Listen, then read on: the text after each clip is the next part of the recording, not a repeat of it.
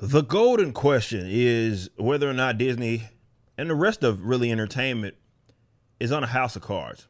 I've made this exact point many times before. There's a lot of illusion. There's even when they were buying stuff out, picking up a lot of debt, Disney did.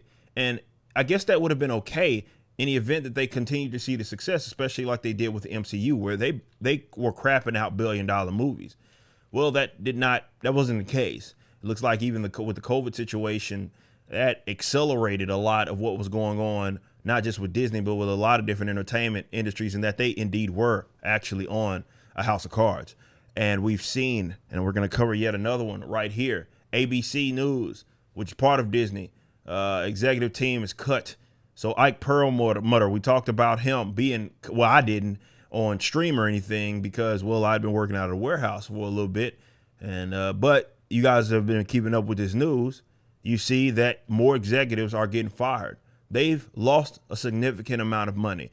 They have been, we know what happens with, Disney Plus, and them using $2.5 billion, losing $2.5 billion on that. Their parks are really, that's the main money maker for them. And they're having a powwow with, the government in Florida, even pertaining to that. But of course, they have in the national parks as well. So that, I believe, maybe some merchandise and stuff. But imagine having control of these assets that could basically do no wrong. And they're seeing significant issues right now. Some people will blame the economy, and maybe that is a part of it. But considering the amount of people that they've laid off, I think it speaks to a larger issue. With the transfer of power, with Iger coming back, he spoke, of course, about trimming fat and really making this more lucrative of a product in Disney. And ABC, they're shrinking the size of his executive team in the wake of layoffs that were ordered by, of course, the parent company, Walt Disney.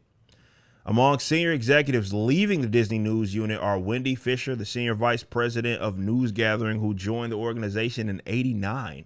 So it's been around longer than I've been alive as a desk assistant.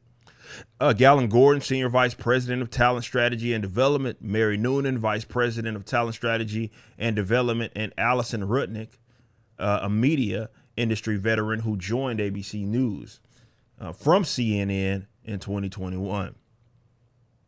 President Kim Gordon is vice president of corporate communications.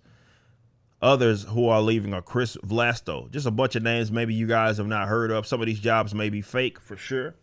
And Disney is expected to cut 50 positions. So it's not just hitting these other random jobs that we know they had layoffs on the upward of what? I was 10,000 or something people, if I'm not mistaken. It's not just hitting just the Joe Blows, maybe people working at the parks, the other lower guys working the fake jobs as well. The executive teams are getting cut, which lets you know it's really serious because those are the guys that generally stick around. According to a person familiar with the matter, which produces Good Morning America, of course, Victoria Alonso's out as well. We've talked about that. World News Tonight in 2020, some of ABC's best known programs.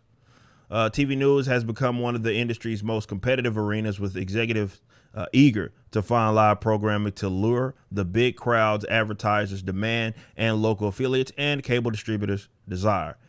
And it can't be duplicated readily by streaming video hubs. We know that it's just a different kind of medium. That doesn't make it bad, but they've certainly been overspending, and they have overestimated maybe the amount of money that they were going to be bringing in. The layoff stuff, as it says, are the latest result of a decision by Disney to cut 7,000. Okay, so 7,000 jobs over the next several months. Like many other media companies, Disney is grappling with pressures to show new growth and profitability, even as it works to lure consumers to new streaming video options such as Disney Plus and ESPN Plus. Again, they're overspending on a lot of that stuff. That's just the problem.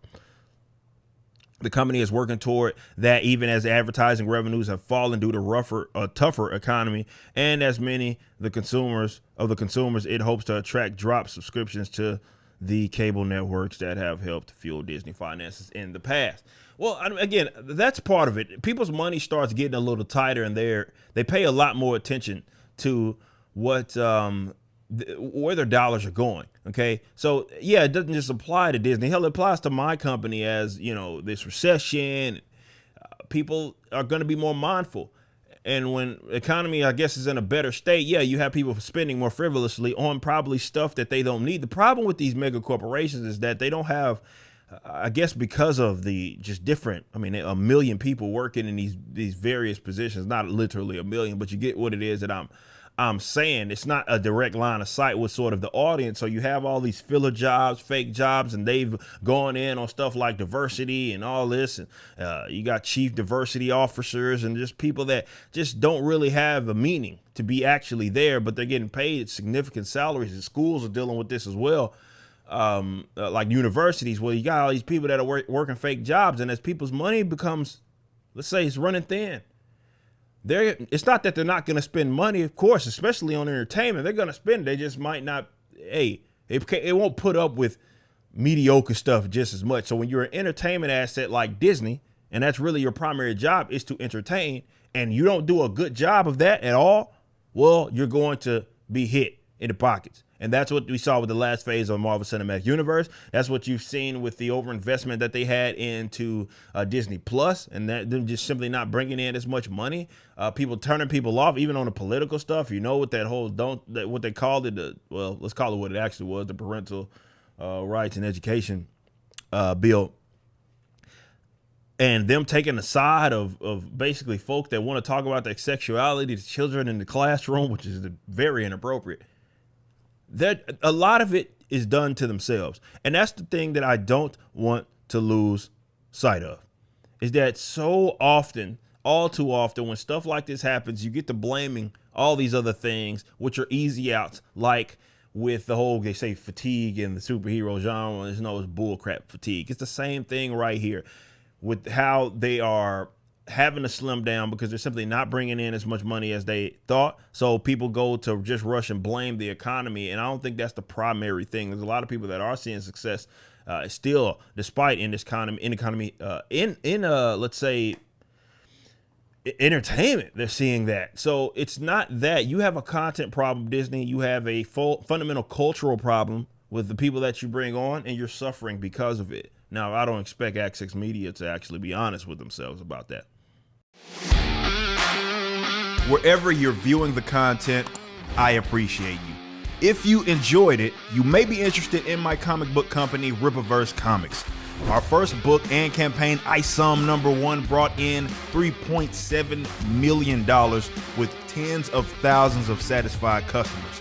Visit Rippaverse.com to check out our store and stay up to date with the latest campaigns from one of the hottest new comic book companies. Also, my first big step towards a parallel economy was the development of my personal website, ericdjuly.com.